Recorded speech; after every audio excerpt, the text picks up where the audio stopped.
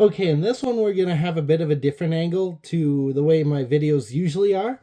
So I'm going to be covering the trades. I'm going to start with the Jake Guentzel trade because yesterday I mentioned how they was basically given for a conditional first round pick and Michael Bunting, but I didn't expand on it properly. So here I'm just going to list out the full trade that happens here.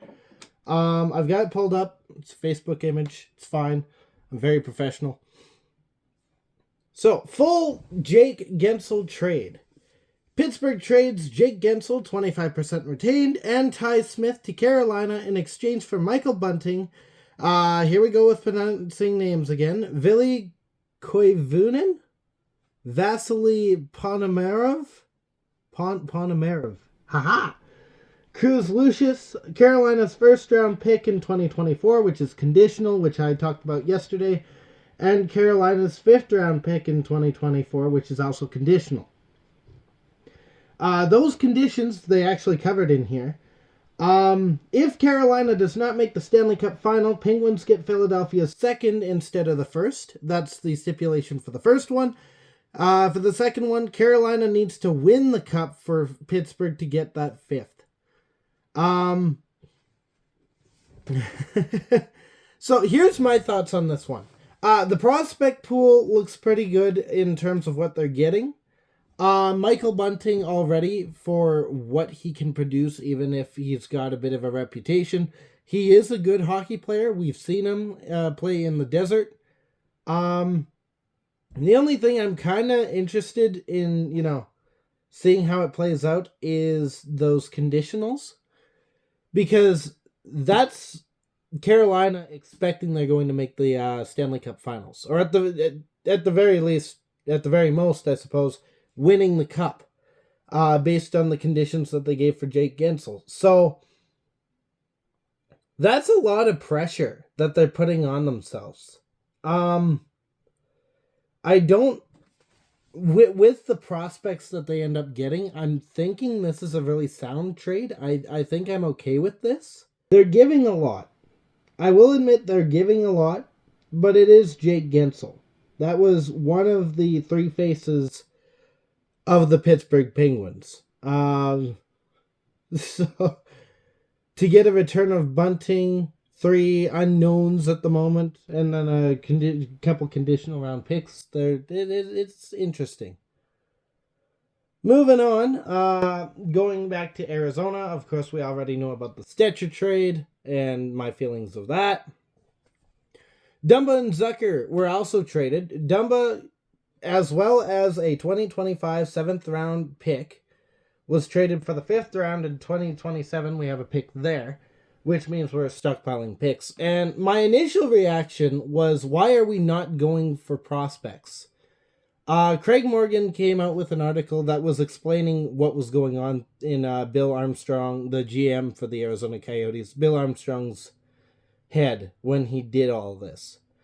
And his methodology has everything to do with the cap, the salary cap.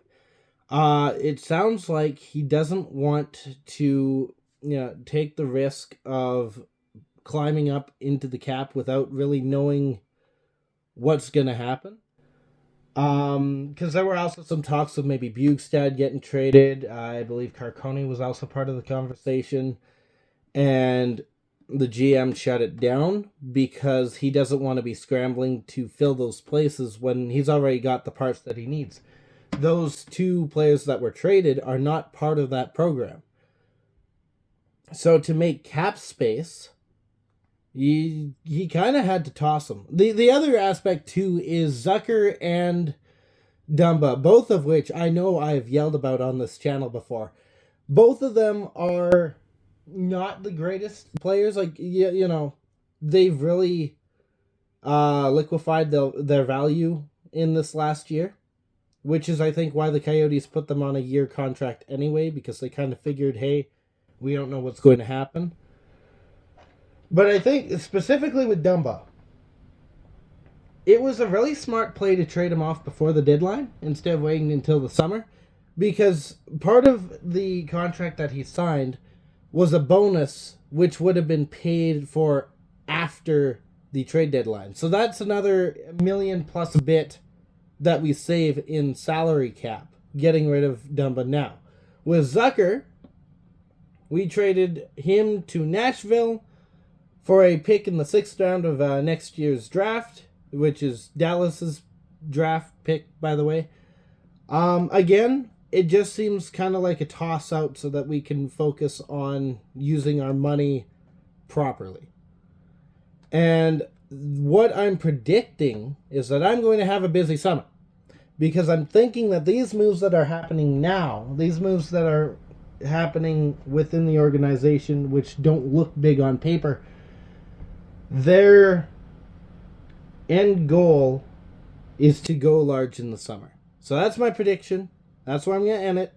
That's the trades that I was going to cover. I wanted to touch up on the Pittsburgh one because I thought it was funny yesterday when I saw like, oh yeah, they're getting GUENTZEL and they're giving away like 2 things and one of them might not even happen. So that was not the case. I needed to come back and fix that. Otherwise, it's the Coyotes because, I don't know if you know this, but Coyotes fan. So that's the trade stuff. That's what's going on. So, yeah. Could be interesting. Could be interesting to see what happens. But it does sound like we might be buyers in the summer. So, with that being said, I'm going to end it here. In the meantime, stay howling. Go Yotes. And I'll be back in 2 days when the Coyotes play a team that I don't remember. Hold on. I want to keep this a one take. I don't want to edit again. I just threw out a video. Who are we playing? We are playing Chicago. I should have known that. I knew we were playing Chicago. I don't know why okay. I'm tired. Yeah.